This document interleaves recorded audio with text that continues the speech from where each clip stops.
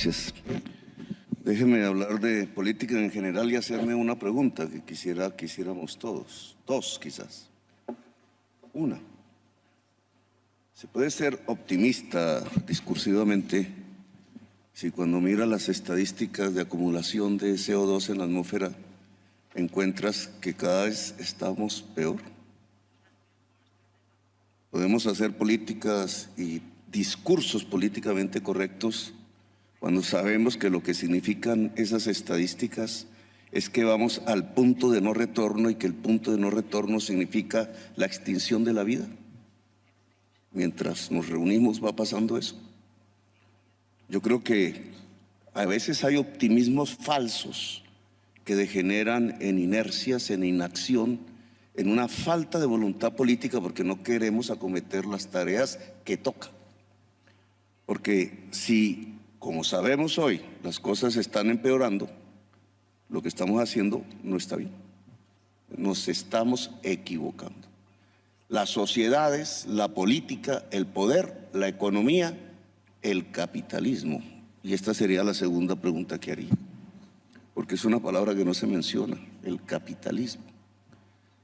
¿Puede el capitalismo que hemos conocido en los últimos 30 o 40 años superar la crisis climática que ayudó a provocar?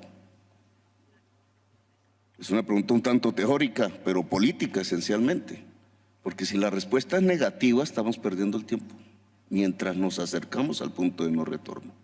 Ese último capitalismo que conocemos tiene un motor, una lógica. Ese motor es la ganancia ampliada, ampliar las ganancias de manera, y ahí su marca en la historia, desregularizada, sin límites políticos o sociales. Es el que tenemos. Ha provocado una especie de anarquía global, de capitalismos, de capitalistas individuales, empresariales, que tratan de maximizar su ganancia. La ganancia está ligada en el capital a la productividad, es decir, hacer más en menos tiempo, y la productividad a la energía. Y realmente casi que la única fuente de energía que se ha obtenido para ampliar la ganancia es el carbón, el petróleo y el gas. Ampliar la ganancia va ligado a ampliar el cambio químico de la atmósfera, casi como una correlación. Eso hay que detenerlo si queremos vivir en el planeta. ¿Ese capitalismo podrá hacerlo? Los datos de hoy demuestran que no. Luego, entonces tendríamos que hacer una aseveración un tanto dura. Si ese capitalismo no es capaz, o la humanidad se extingue con el capitalismo, o la humanidad supera el capitalismo para poder vivir en el planeta. Permítame ir a una segunda parte de esta reflexión. Supongamos que entonces hay un capitalismo diferente al que vivimos en estos días. Lo voy a llamar teóricamente un capitalismo descarbonizado. El capitalismo que podría superar la crisis climática.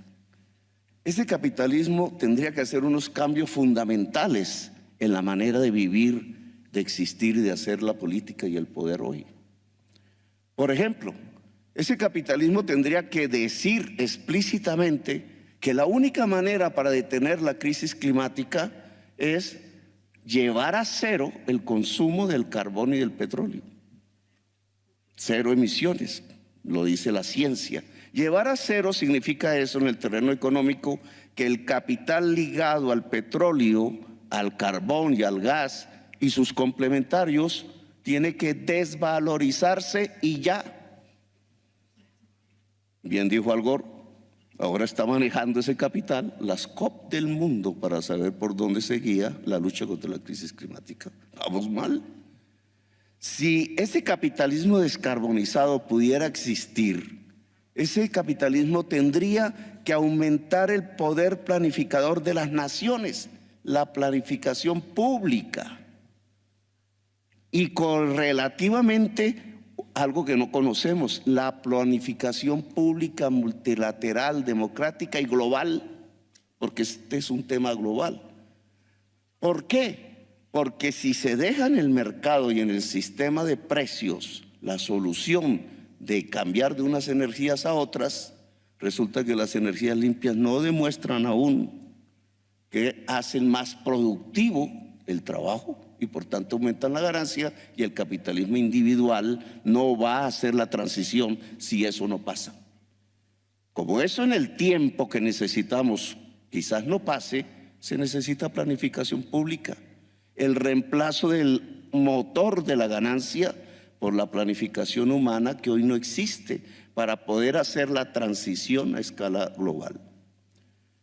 Eso significaría, por ejemplo, que las COP, que es lo que tenemos hoy, deberían tener poder vinculante. Fíjense ustedes que el Tratado de la Organización Mundial del Comercio, si usted lo evade por alguna razón, tiene una sanción, tiene un proceso. En cambio, lo que deciden las COPs son sugerencias que un gobernante puede tener o no tener en cuenta, son apenas consejos, porque un tratado de libre comercio sí es vinculante y las decisiones para salvar a la humanidad en el planeta no. Hay una diferencia en el poder. Ahora, y eso sería un capitalismo descarbonizado, que las COP tengan poder vinculante, es decir, que sus decisiones sean órdenes, implicaría que los tratados de la Organización Mundial del Comercio, que los tratados del Fondo Monetario Internacional se supediten a los acuerdos del clima y no al revés. Por ejemplo, implicaría una reforma del sistema financiero mundial, que hoy no existe. Por ejemplo, voy a terminar. ¿Cómo se financia la transición? Si vas a la COP, vengo de ella, de la COP27, me dijeron, endeúdese. Pero si todos los países están sobreendeudados, ¿cómo nos vamos a endeudar más para hacer la transición? Propusimos algo que causó algo de risa. ¿Y por qué no se canjea, se cambia la deuda que tienen los países y los procesos productivos por acción climática? De tal manera que se liberaran recursos presupuestales para acometer la adaptación y la mitigación. ¿Por qué no se desvaloriza la deuda mundial? Lo cual significa un cambio también del sistema del poder.